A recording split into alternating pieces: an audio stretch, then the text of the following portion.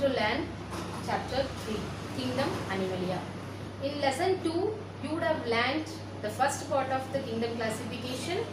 In that you have learned the kingdom classification and the 5 kingdom, Whittaker's 5 kingdom classification, and what are all the 5 kingdoms, and first 4 kingdoms you have learned. And in this chapter only you are going to learn the kingdom Animalia. This is the last kingdom of kingdom classification according to Whittaker. Okay, so this is a broad kingdom classification, so it is given in one full chapter. So let's move into the topic. In this chapter we are going to learn the 2 main key concepts, that characteristic features and classification of kingdom Animalia. First we will see the characteristic features of kingdom Animalia. Okay, they are multicellular and non-green in nature. So as they are non-green, they are unable to prepare their own food. So why they are non-green in color? They does not have chlorophyll pigment. You would have already studied about chlorophyll in lower classes. See, chlorophyll is the green pigment that gives green color to the plants. Okay, so the plants are green in color and the animals are non-green in color, but both are multicellulars. Okay, so here the animals, as they do not have chlorophyll, they are unable to prepare their own food because they cannot drop or they cannot use sun's energy to make the food. So they are unable to make their own food. So they are called as heterotrophs. Plants are called autotrophs as they are able to prepare their own food, and animals are called heterotrophs as they are unable to prepare their own food. And as they are unable to prepare their own food, they have to depend on the plants for their food. So all the animals depending on plants for their food, and some of the animals are moving from one place to another. Not some of the animals, most of the animals are moving from one place to another place for their food and shelter. Okay, so these are the main characteristic features. And one more feature is, see, the animal shows the limited growth. Okay, so if we take plants, the plant shows unlimited growth, or they can grow throughout their life. But the human beings or other animals, they cannot grow throughout their life. They show only limited growth, and then that growth also will be stopped after maturity. Okay, so these are the main features of kingdom Animalia. And then we will see the classification of kingdom Animalia. So depending on the presence or absence of vertebral column or backbone, these animal kingdom are divided into 2 main groups. Okay, what are the 2 main groups? They are invertebrates and vertebrates. Invertebrates and vertebrates. So invertebrates are animal, they does not have or contain vertebral column or backbone. But vertebrates are animals, they have backbone, skeleton, everything. So the main differences between the vertebrates and invertebrates are, invertebrates does not have backbone and does not have skeleton or bone, any bone in their body, and vertebrates, they have bone and skeleton and vertebral column in their body, and then true tail is present in vertebrates and it is not present in invertebrates. Okay, so you would have asked me a question that why humans does not have tail as they are vertebrates. Yeah, human beings have, they contain tail, but this tail is modified into tailbone which is present in our body under the vertebral column. Okay, it is not looking outside, but it is inside, present in our body. It is modified into a tailbone. Okay, the tailbone only supports our body when we sit, but in humans only little bit different is there, because in humans the forelimbs are modified into the hands. So our hands are modified limbs only. Okay, all other animals have 2 pairs of legs. Only human beings, they have one pair of leg and one pair of hands, because our forelimbs are modified into hands. Okay, and next we are going to see some other further classification in invertebrates. Okay, so the 8 groups of invertebrates are Porifera, Coelenterata, Platyhelminthes, Nemathelminthes, Annelida, Arthropoda, Mollusca and Echinodermata. Okay, we will see it one by one elaborately. First of all, Poriferans. Poriferans are marine animals. Okay, they are attached to the bottom of the sea. Okay, mostly they are marine animals. Some of the Poriferans are living in fresh water also, but mostly they are marine animals. Okay. By hearing the name itself, you can understand that Poriferans, they have pores all over their body. Pores are nothing but small holes are present in their body. Okay, the small holes are allowing the water to enter in their body, so that they can regulate the water. Okay, and then they have a large hole on the top of their body to remove the excess water also. Okay, so they are marine animals. Some of them are living in fresh water. They have pores all over their body. For example, Euspongia. Euspongia is a sponge that is living in sea. Okay, and the second group is Coelenterata. Coelenterata also water animals or aquatic animals.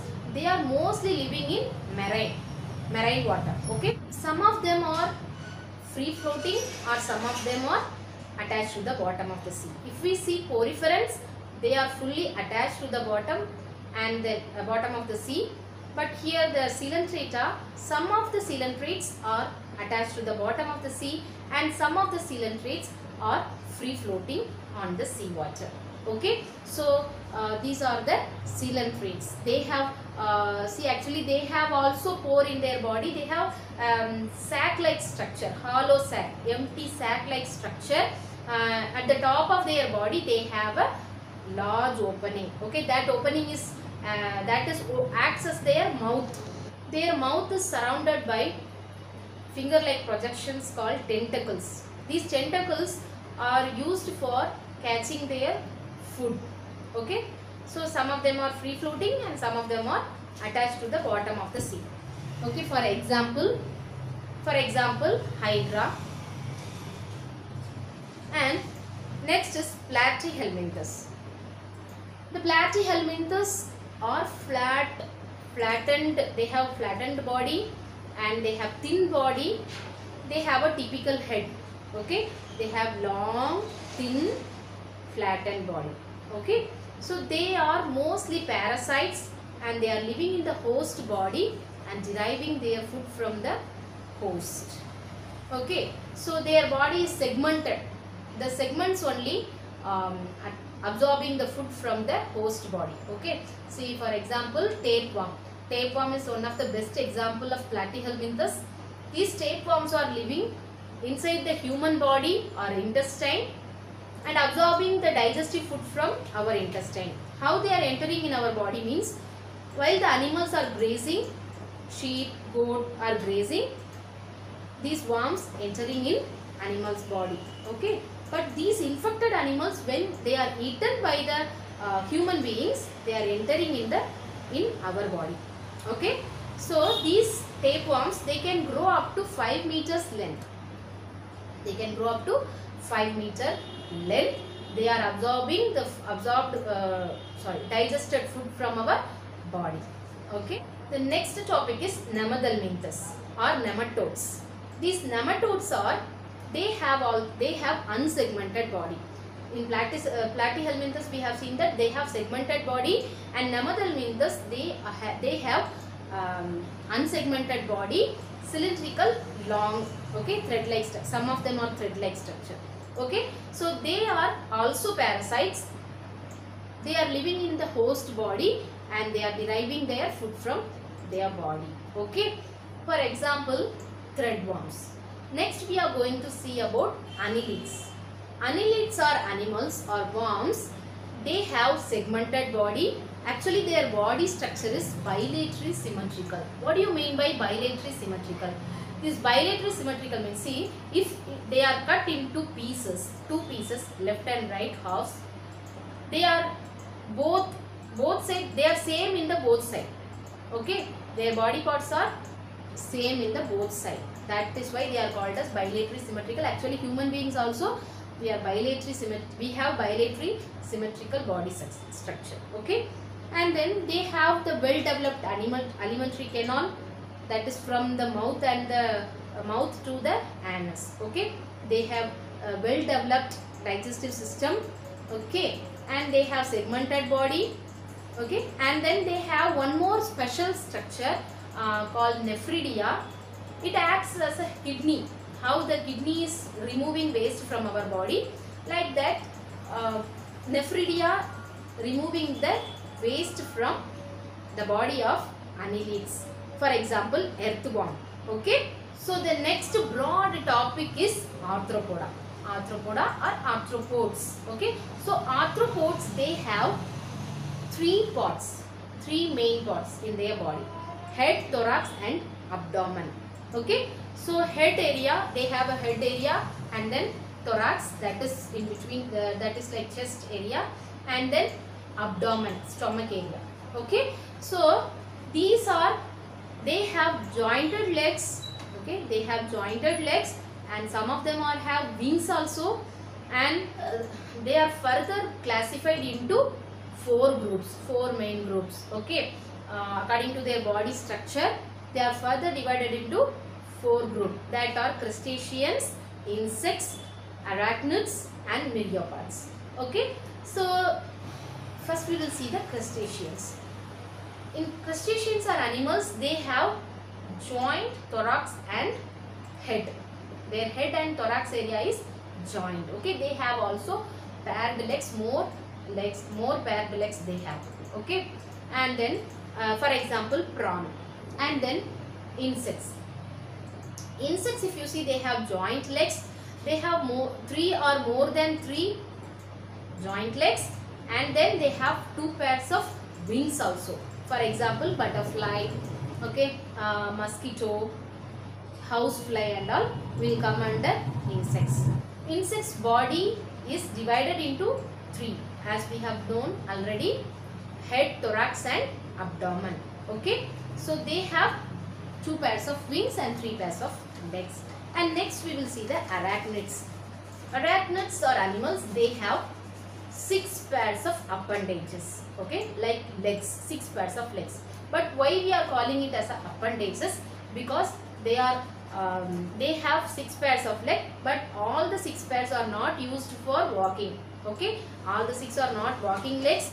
Only 4 pairs of legs are used for walking, and all other 2 pairs are used for catching and holding. Okay, so that they are called as appendages. So they have 6 pairs of appendages, and then they have jointed legs only. For example, spider, scorpion and all. Okay, and next, myriapods. Myriapods are animals. They have cylindrical body and they have segmented body. Okay, as the earthworm and tapeworms, they are also have segmented body, and each and every segment of their body is have 2 pairs of leg, 1 pair or 2 pairs of leg. So centipede and millipede are the examples of the myriapods, and centipedes, they have 1 pair in each segment, and the millipedes have 2 pairs of legs in each segment. Arthropods. These arthropods, they have exoskeleton.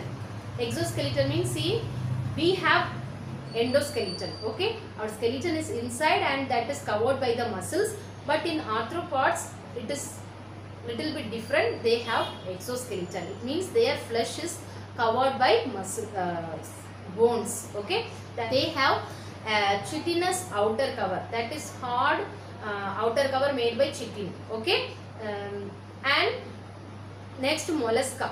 Okay, mollusca are animals. They are made, their body is made up of muscles. Okay, their body is made up of muscles. As the arthropods, they also have hard outer cover. Okay, hard outer shell is there.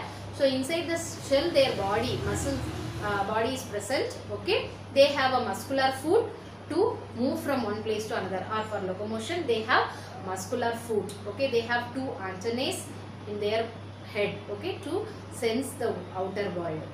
Okay, these mollusks are aquatic animal. Mostly they are living in marine water. And finally echinodermata.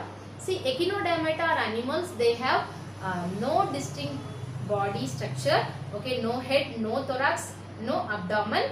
They have star-like appearance and they have hard outer covering. Okay, hard outer covering. They have these outer covering are having lot of spines. Okay, spines are present on their body. These echinoderms, they have star-like appearance and they have they does not have any tail or head. Nothing will be there. Only their body is star-like structure. Okay, that's it. So children, I hope you have understood the group of invertebrates. Okay, and in the next class we will learn about the vertebrates. Thank you.